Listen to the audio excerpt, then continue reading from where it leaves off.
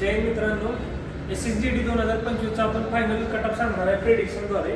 एक अंदाजे कटअप आहे, कारण का मुलांमध्ये गेल्या महिन्यापासून भरपूर कन्फ्युजन तयार झालेलं आहे. वेगवेगळ्या युट्यूबरद्वारे ते कटअप बघत आहेत. कटअपमध्ये भरपूर त्यांना कधी कधी हाय बघायला भेटते, तर कधी कधी एकदम लो कटअप बघायला भेटतो. आता हाय कटअप जाण्यापाठीमागची रिझन आणि लो कटअप जाण्यामागची रिझन आहे मी तुम्हाला सांगणार आहे. म्हणजे कटअपमध्ये इम्पॅक्ट काय करतं किंवा सपोज जर तुम्ही 2022चा कटअप बघितला, ठीक आहे, 2022चा कटअप जर बघितला तर फिजिकलचा होता 79 पण समथिंग होता, बरोबर. पण तो फायनल किती गेला? 97 कडे गेला, बरोबर आहे. फायनल किती गेला? 97 कडे. म्हणजे अंदाजे जर बघायला गेला आपण तर 17 पॉईंट समथिंग न कटअपची लीड होती. आता 2022ला 17 पॉईंट समथिंगची लीड का होती? कारण तर 2022चा कटअप का होती, कारण 2022 आणि 2025ची जर आपण भरती बघितली तर ती सेम आहे. यात काही चेंज नाही. फक्त चेंज कोणत्या गोष्टी झाल्यात ती याच्यात जर आपण चेंज बघायला गेलो सपोज, ठीक आहे, तर त्याच्यात मेडिकल मॅटर करतं, मेडिकल आणि फिजिकल, ठीक आहे. तर फिजिकल बघितलं 2022चं, तर फिजिकल 2022ला जो रेशो होता पास होण्याचा तो मला वाटते अंदाजे 80 मुलांपैकी 72 ते 70 मुलं हे रनिंग पास करायचे. पण 2025चा जर रेशो बघितला तो 2025ला जो फिजिकल पास होण्याचा रेशो होता तो 50% होता. डायरेक्ट हा होता. म्हणजे फॉर एक्झाम्पल सपोज जर 180 मुलं त्यांनी फिजिकलला सोडली तर त्यातली फक्त 100 मुलं हे रनिंग पास करायची. आता हे कुठल्या डाटाद्वारे सांगतोय की हे मी स्वतः बघितलेलं आहे, मी स्वतः होतो तिथे, मी स्वतः पाहिले की हा जेन्युइन डाटा आहे की बाबा 180 मुलांपाठीमागे फक्त 100 मुलं हे रनिंग पास करायचे. आता याचा कटापूर इम्पॅक्ट पडला का? पडला. आता तुम्ही म्हणाल की बाबा जर कटापूर एवढीच मुलं बाहेर पडली तर कटाप नाही का हाईक का घेतला? त्याच्या पाठीमागे एक रिझन आहे की फिजिकलचा कटाप ऍक्च्युअली गेलेला लो म्हणजे किती होता? 90चा होता, 91चा ओपनचा होता, ठीक आहे.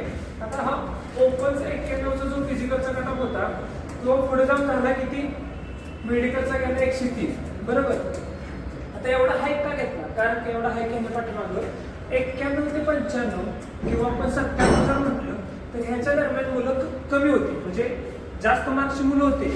पण ज्यावेळेस तुम्ही मार्क वर जाचाला त्यावेळेस मुलं तुम्हाला कमी गावतील, पण ज्यावेळेस तुम्ही मार्क खाली आणचाला 103च्या खाली यायचा त्यावेळेस तुम्हाला मुलं भरपूर गावतील. आता एवढा हाईट देण्याच्या पाठीमागचं रिझन काय होतं? कारण का फिजिकलला जी मुलं बोलवली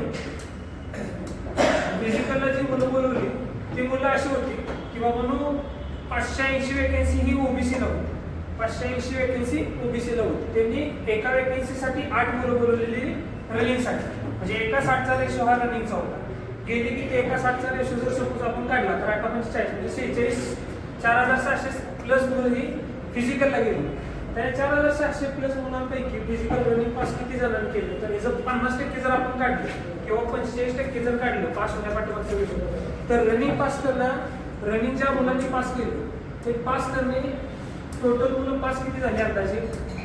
तर आपण 2700 काउंट करू शकतो. 2700 मुलांनी रनिंग पास केली, ठीक आहे. 2700 मुलांनी रनिंग पास केल्यानंतर त्यापैकी किती मुलं ही मेडिकलला क्वालिफाय झाली?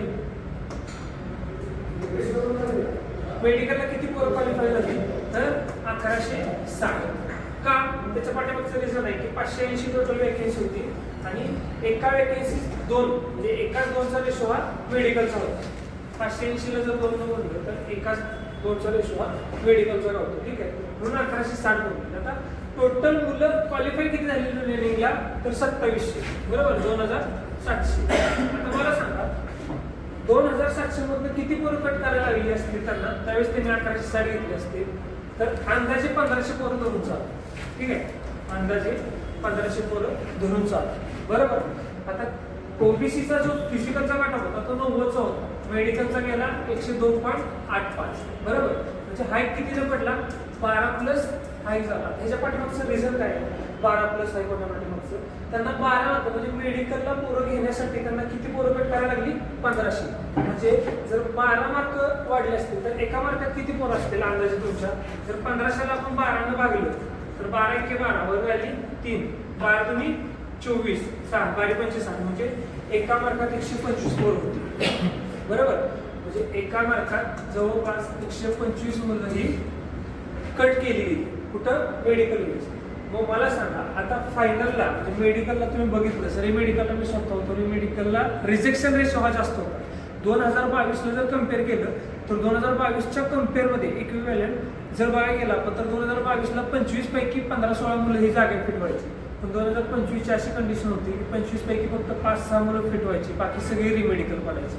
आणि रिमेडिकलचा पण फिट होण्याचा रेशो हा एकदम निग्लिजिबल होता. फॉर एक्झाम्पल जर 25 मुलं ही रिमेडिकलला गेली असतील तर त्यातली फक्त 5 किंवा 6 मुलं ही फिट व्हायची, बाकी सगळी रिमेडिकलला फिट व्हायची. कारण मी स्वतः 12 दिवस होतो रिमेडिकलला, मला माहिती, मी स्वतः बघितलं. त्याच्यामुळे माझा एक अंदाज आहे,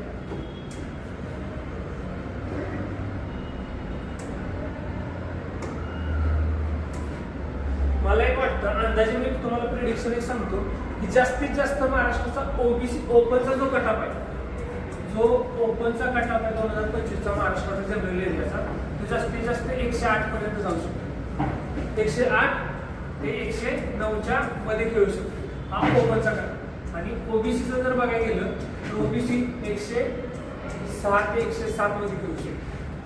आता हे कशाच्या बेसिसवर सांगितलं मी की मेडिकलमध्ये, आता अंकित पाटीलनी मस्त सांगितलं तुम्हाला 110 किंवा 112 आहे.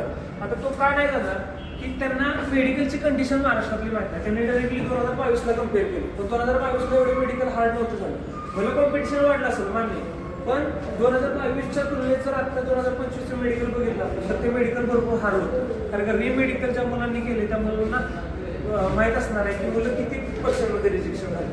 त्याच्यामुळे टेन्शन घेऊ नका. ओपनला ज्या मुलांना 108-109 मार्क आहेत ते टोटली सेफ आहे, आणि ओबीसीला जे 106-107च्या दरम्यान आहे ते सुद्धा सेफ आहे.